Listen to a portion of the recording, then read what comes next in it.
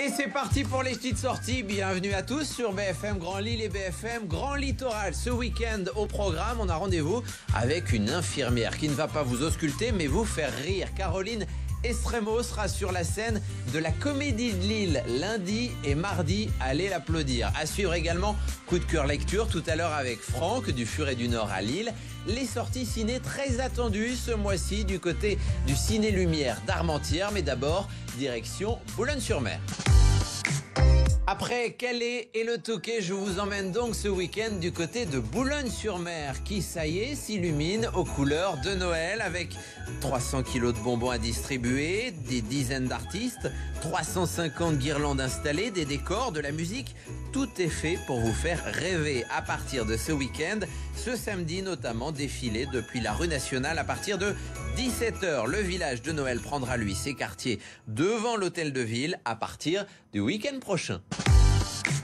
Allez, humour à présent. Son nom, Caroline Estremo. Elle est infirmière la journée, mais humoriste le soir. Allez l'applaudir lundi et mardi sur la scène de la Comédie de Lille dans son seul en scène, Infirmière sa mère. Infirmière sa mère, c'est le nom du tout premier spectacle de Caroline. Caroline Estremo. Salut Caroline. Salut.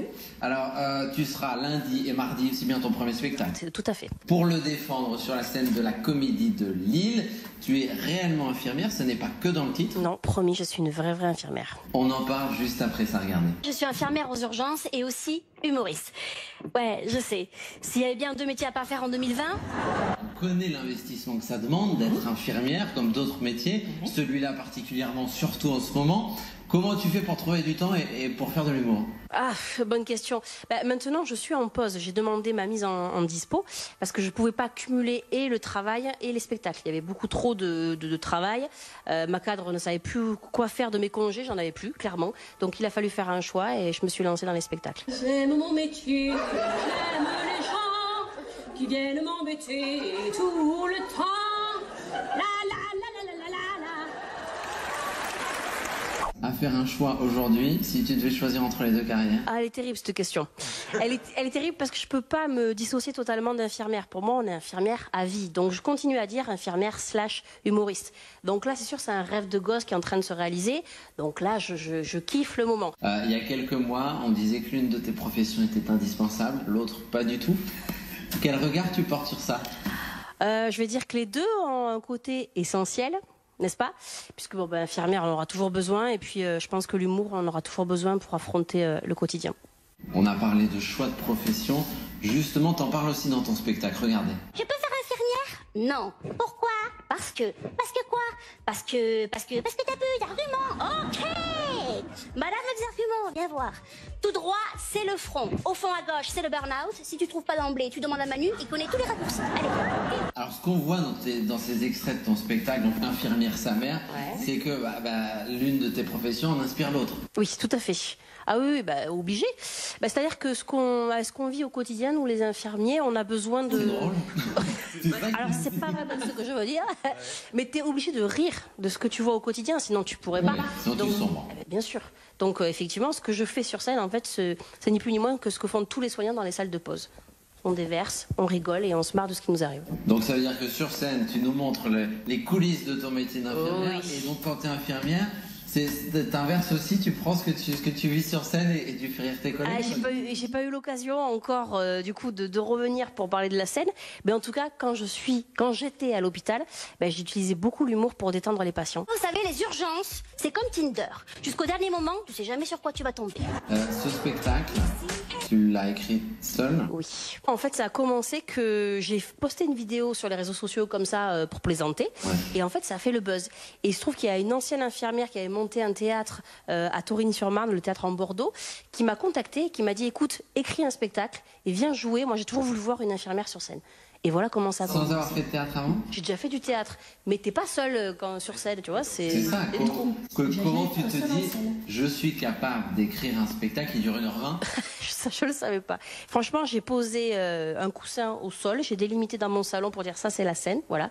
Et je me suis dit j'espère que je suis drôle.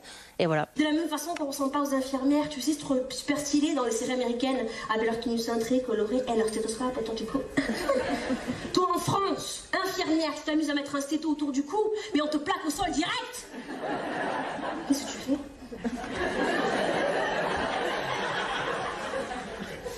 T'as fait 15 ans d'études, toi? J'entends pas. Qu'est-ce que... Ah oui, c'est ce qui me semblait. Ouais. Oh, une sonnette. Allez. Moi, je t'imagine arriver dans la chambre d'un patient et penser que t'es sur scène. Et puis, tu te trompes de lieu de travail.